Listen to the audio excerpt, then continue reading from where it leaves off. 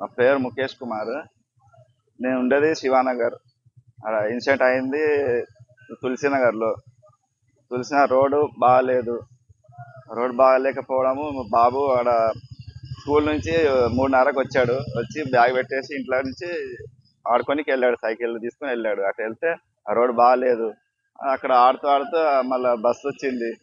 ఆ రోడ్ బాగాలేదని పడి కిందకి పడిపోగానే ఆ బస్సు టైర్ ఎక్కిచ్చేసాడు. టైర్ ఎక్కగానే ఆ డ్రైవర్ ఏమో లేదు, బస్సు ఎక్కియలేదు, పడిపోయాడు. పడిపోగానే అప్పుడు నేను కొంచెం దూరం ఇంటికి తీసుకొచ్చేసిన. ఇంటికి తీసుకురాగానే చూస్తే ఏం అది కాలే. హాస్పిటల్ తీసుకుపోయినా. హాస్పిటల్ తీసుకుపోతే ఎక్స్రేస్ చేస్తే బ్యాక్ బోన్ ఇరిగిపోయింది. మళ్ళీ వేరే హాస్పిటల్ కూడా కాలేదు. వేరే హాస్పిటల్ తీసుకెళ్ళన్నారు. తీసుకుపోయినాము. సిటీ స్కాన్ అన్ని చేశారు. ఆ లోపల మళ్ళీ అక్కడ కూడా వేరే హాస్పిటల్ తీసుకోవండి. పెద్ద హాస్పిటల్ తీసుకుపోతే వెళ్తూనే ఆల్రెడీ బాబు సీరియస్ కండిషన్ లో అయిపోయింది. అది ఇక మొత్తం కూల్ అయిపోయి బాడీ అంతా కూల్ అయిపోయింది. అక్కడే అడ్మిట్ అవ్వగానే జస్ట్ ఇట్లా లోపల పోగానే బాబు చనిపోయాడు.